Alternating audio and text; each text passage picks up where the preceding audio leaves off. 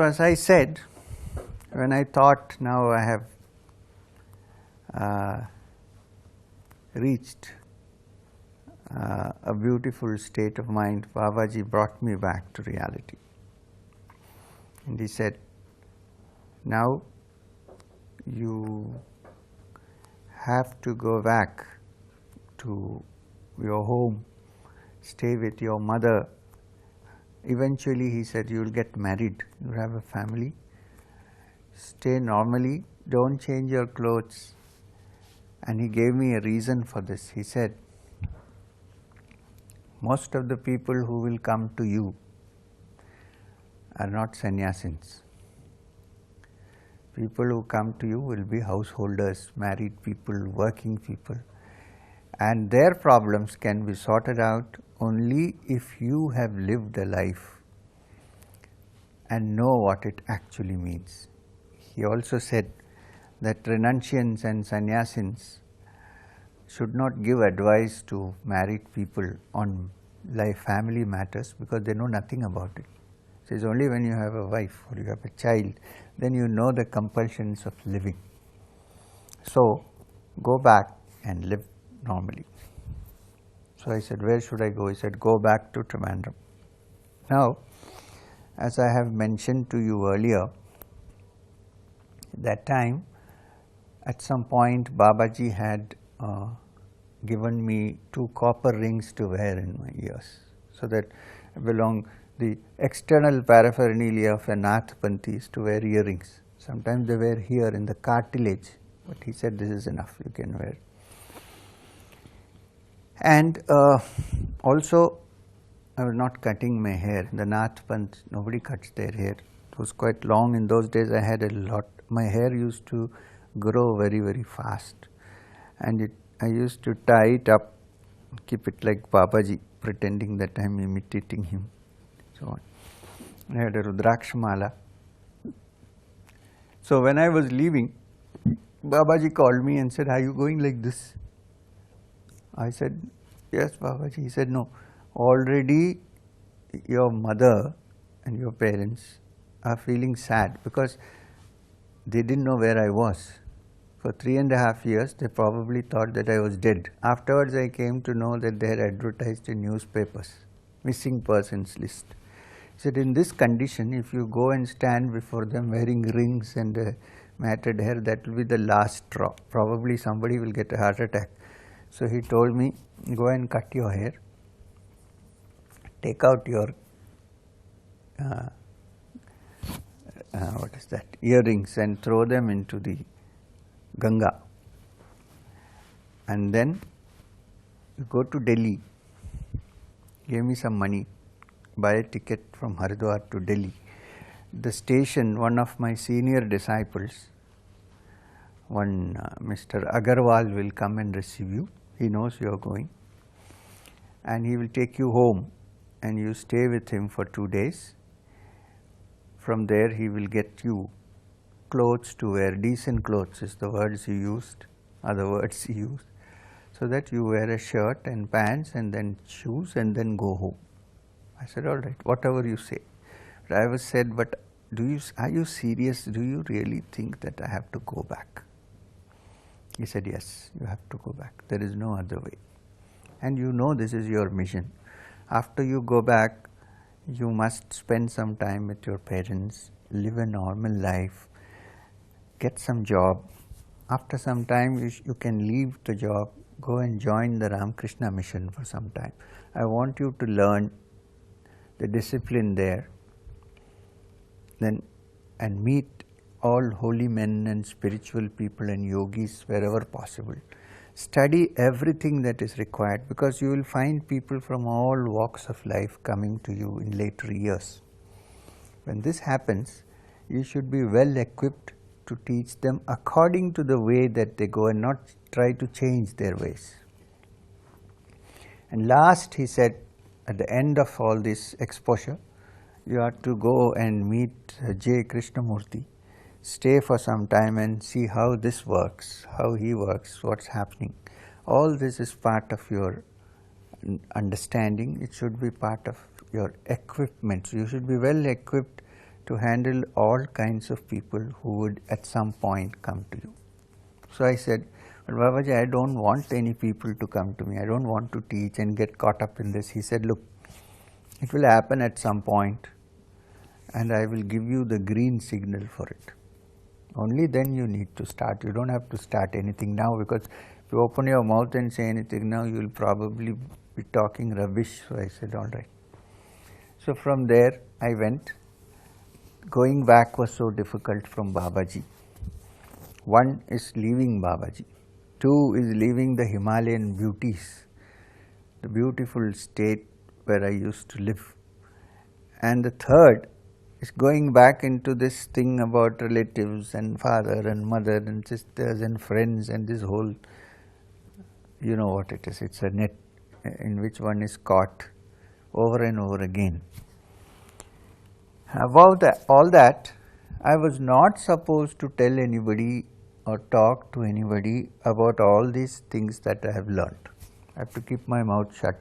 Now that is a very difficult thing to do when you go to a place where you see a holy man talking and you suddenly realize that sometimes this man is saying absolute nonsense and you can't open your mouth. You have to sit and listen.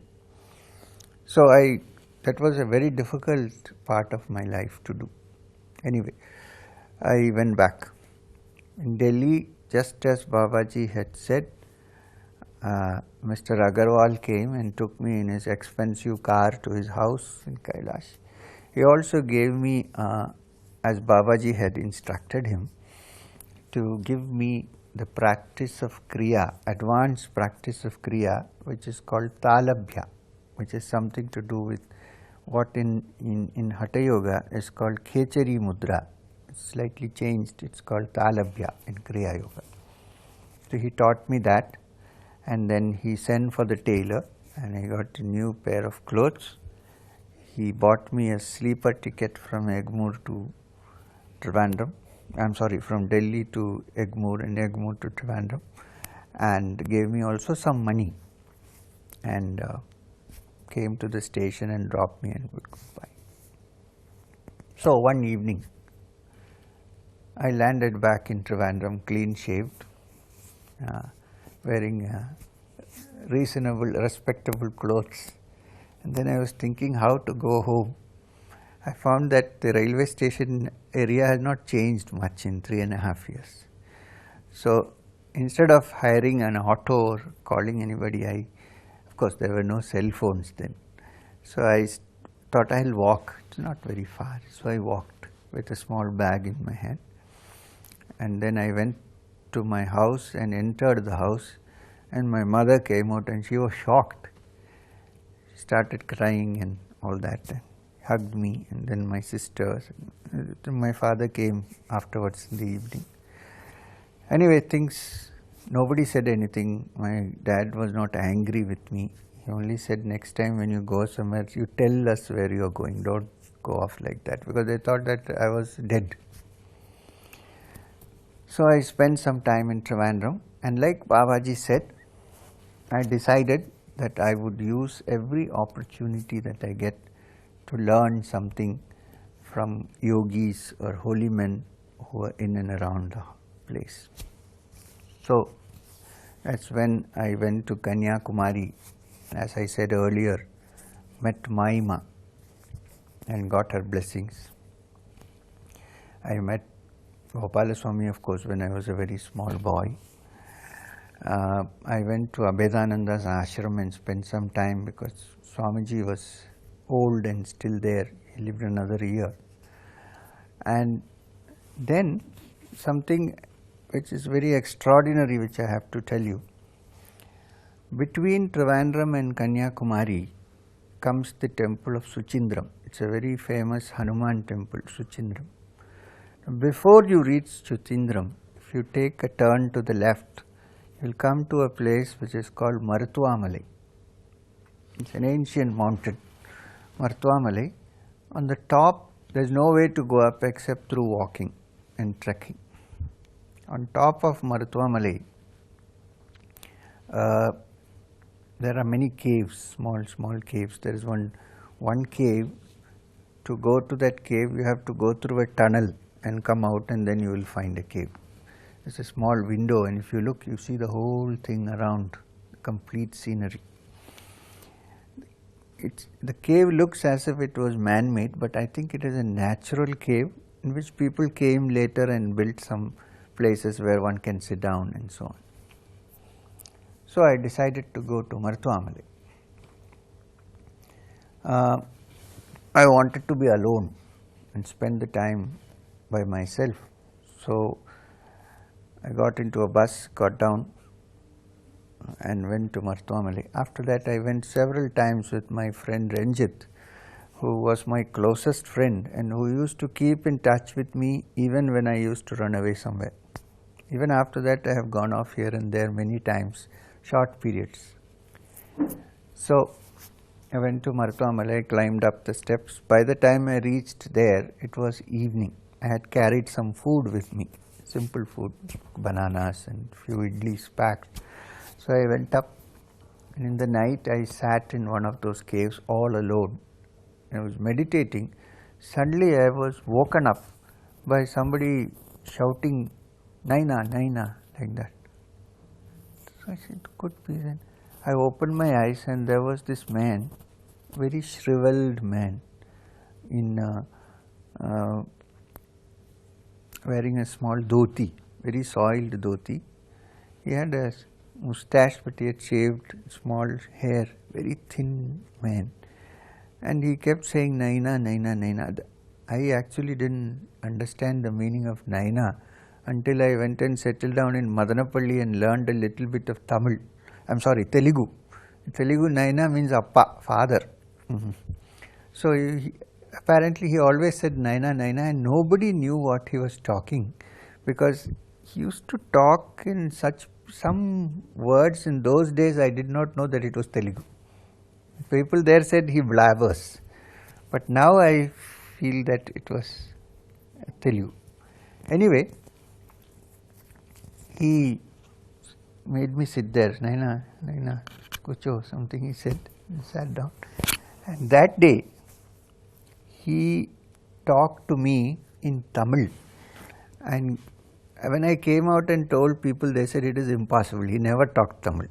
But he actually talked to me in such clear Tamil and gave me a good exposition of what is called Raj Yoga. It is a very interesting concept, because he said the difference between a Raj Yogi and an other yogi is that the other yogi starts practicing his attention from the bottom up. He said, in Raj Yoga we practice from top to bottom. I said, how is this possible? Because normally you start meditating from the Mooladhara center, which is at the lower part, and then go up to this center. He said, no. You see, he said it can be done, but it is very dangerous. I said, in what way dangerous? He said, if there is a well, and if there is water at the bottom of the well, and if you want to take the water from the bottom of the well, by going down into it and trying to take the water, there is every chance that you might slip and fall into the well. So what should we do? So he said, stay high up on the ground and use a bucket with a rope and take it up from below. So I said, how does it apply? He said, you concentrate on the higher centers from Ajna Chakra, from here to here. He said, there are 7 centers there also. So you put your attention there, and then from there you shift your attention down and pull up the energies one by one. Instead of trying to go up, pull it up from up above. Now this is a concept which I had never heard before. So I said, this Raj Yoga concept I have never heard before.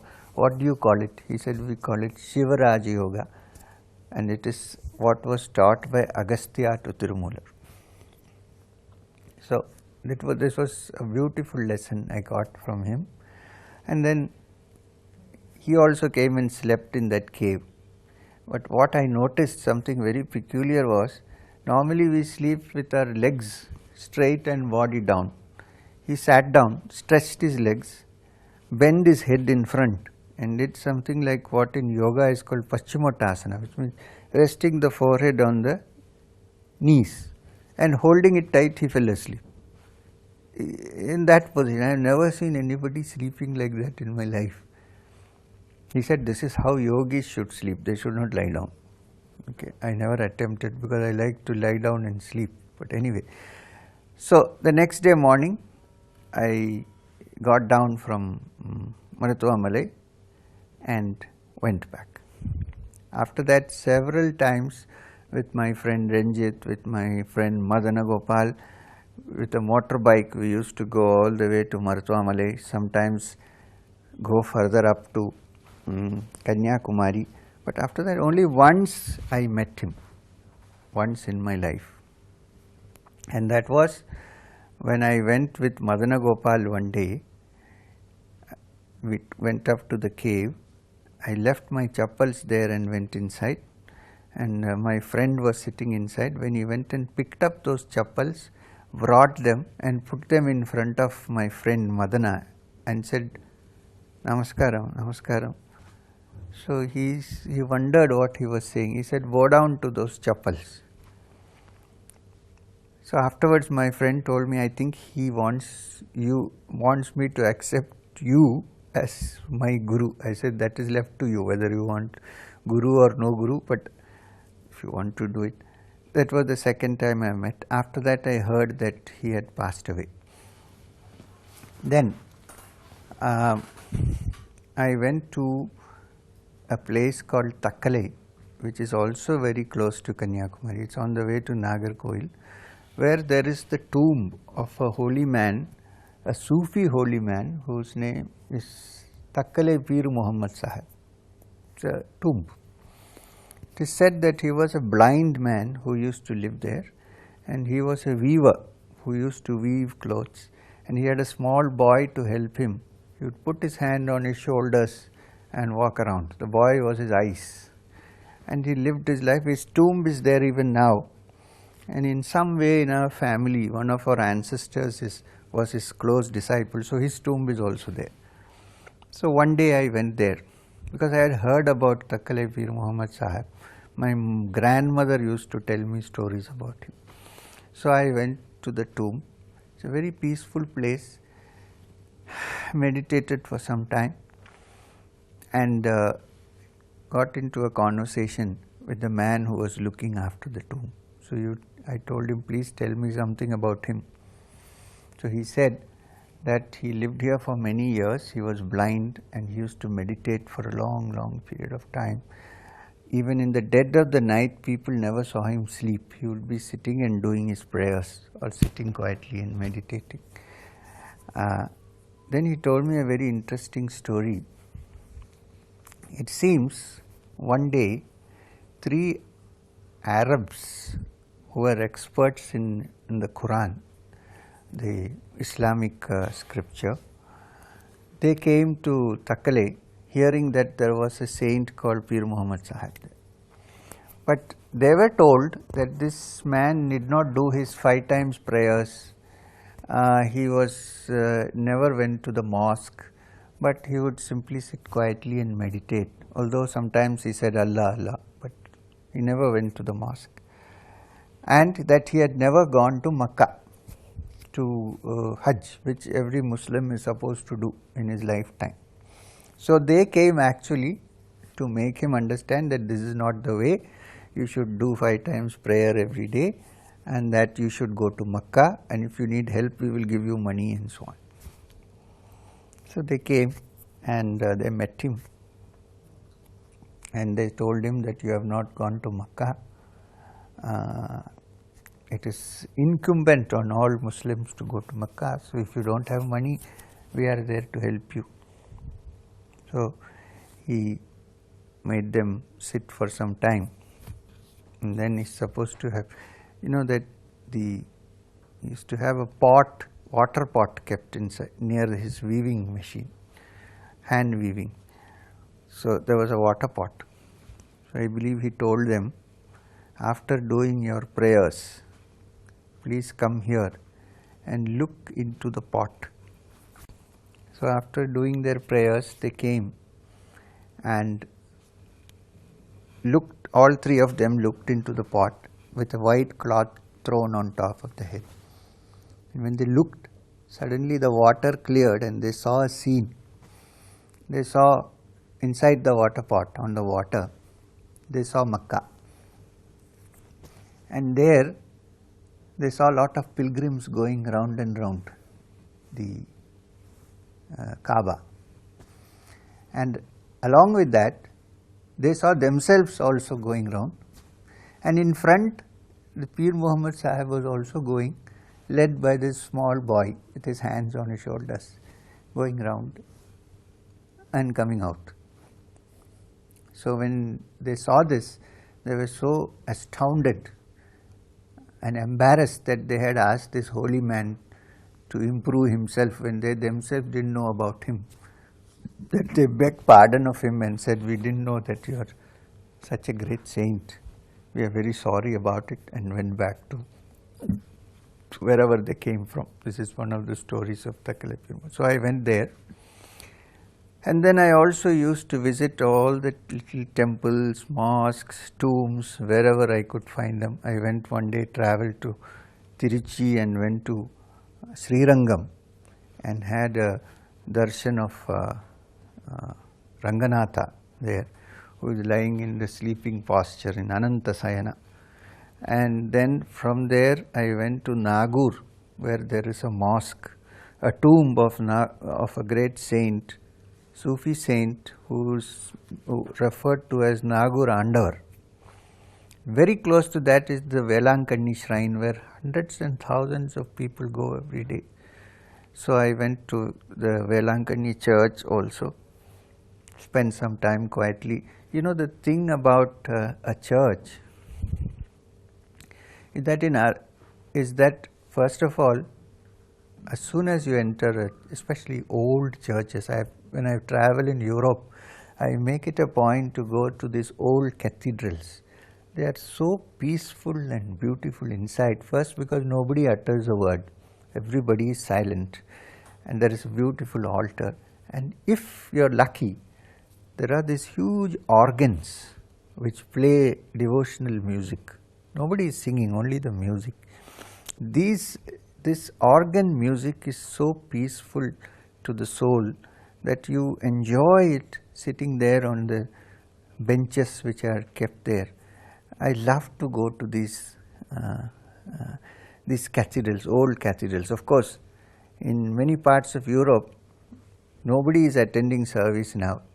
So many of these cathedrals, some of them have been turned into supermarkets now or into tourist attractions. But they are out of this world. So since I used to go to the Palayam church also in Trivandrum, I went to Velankanni church, spent some time there, meditated, because I believe that a person like Jesus Christ cannot be an ordinary human being. It is not possible. Which ordinary human being would say, "Bless them that curse you, do good to them that hate you, and pray for them that despitefully use you and persecute"? Which ordinary human being would say that?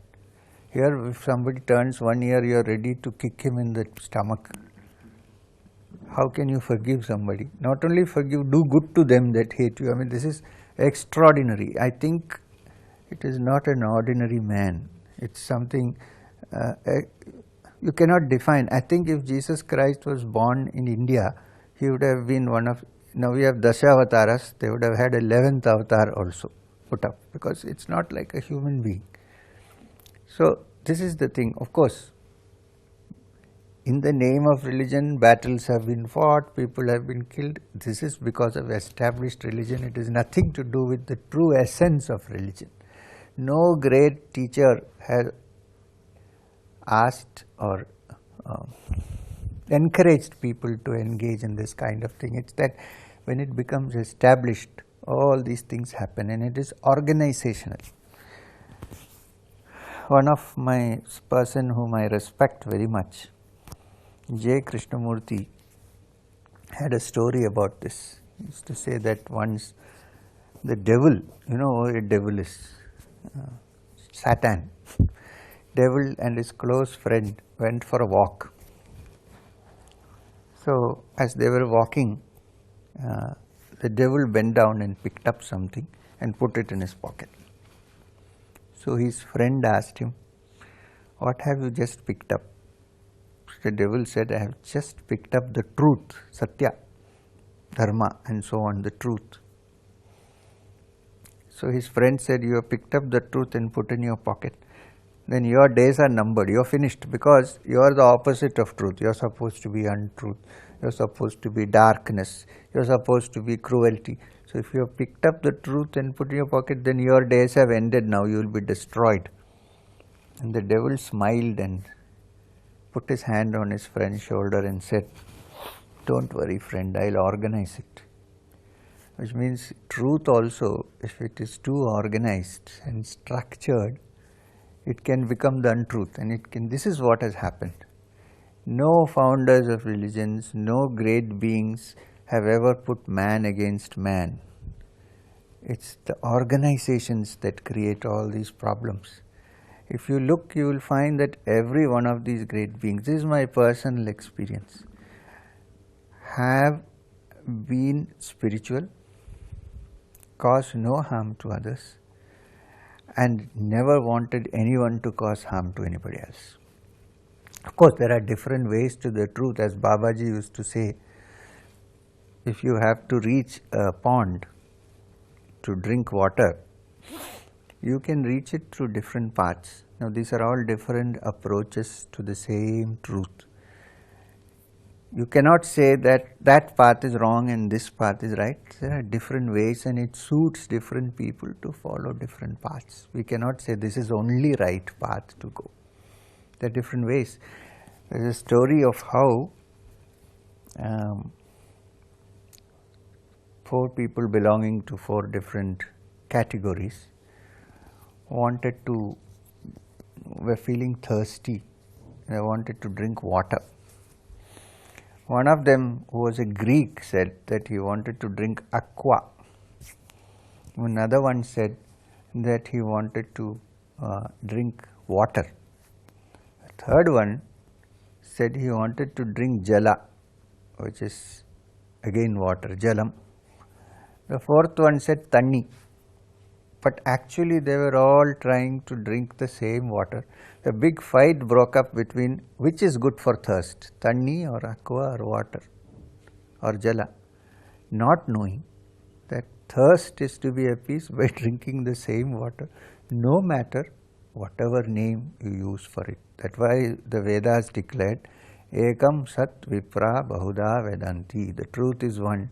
Wise men may call it by different names.